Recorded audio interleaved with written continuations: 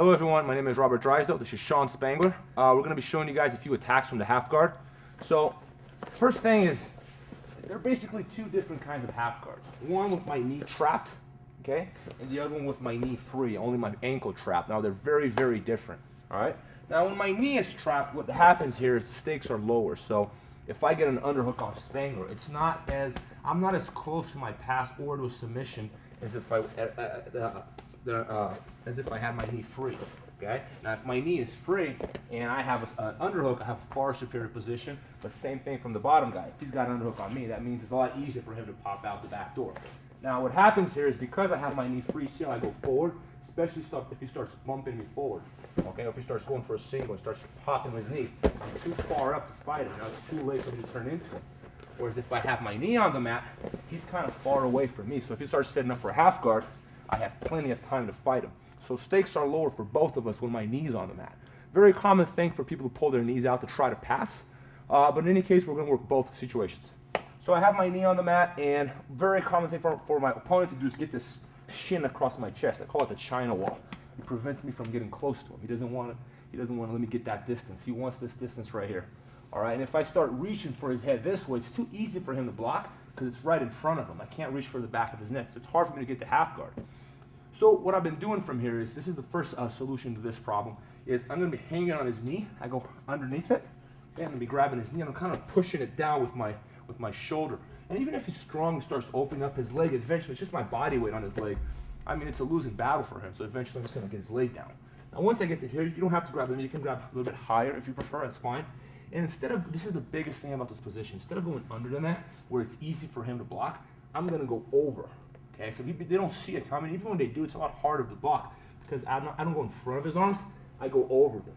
And now when I reach across, what I'm going to do is I'm going to connect my hands. You guys see that? Now when I connect my hands, I'm going to come like an S grip. Don't do this. Even this right here is okay, but it won't.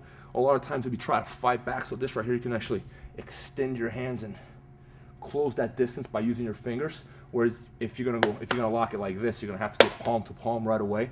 So even if you're far away, sometimes you can bring yourself in by using your fingers. So when I'm here, he's hand fighting me, I go over and I grab my hand. Now when I go over, I want to stay tight around the back of his neck. I don't want to be too far up the top of his head. I want to be as low as possible, make it harder for him to pull his head out. Okay, so that's my first setup. I'll be here, I'm fighting him, I go over and I wrap his neck. Okay, this is especially effective against half guard players, you know, because even if they get the underhook here, like, it doesn't do much. Yeah, I mean, he's kind of stuck there. All right. So what I'm going to do from here is, the first one is I'm going to start moving my butt back. A lot of times he'll be crossing his legs. It's a very common thing for him to do. I don't mind. See how his feet are crossed? Yeah, I don't mind that at all. What I'm going to do is I'm going to put my forehead on his rib cage, and I'm going to start sprawling back and moving myself into side control. Okay. Now you have to make him uncomfortable. You have to find that little spot around his rib cage. When you press forward with your forehead, it's going to be very hard for him to stop that. Okay. You have to make him uncomfortable, and you got to drive off your toes when you're going into him. Now when you kick back, you have to really try to split his feet apart, because he will be doing everything in his power to keep his legs crossed. So I'll do it again. Sometimes I can help with this hand to drop the knee. Wrap it. I go over. Okay, you guys get that? Now what I'm going to do is my forehead goes on his rib cage, and I'm going to sprawl. Look at my legs. I'm start kicking back.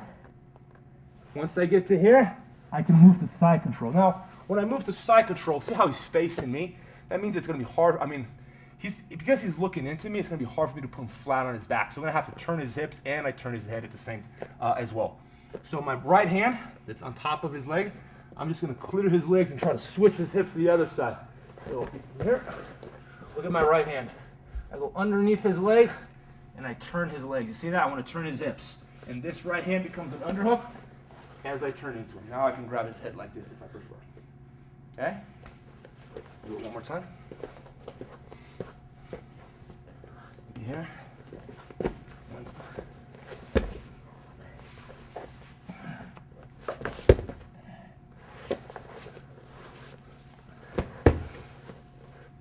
Finish in side control.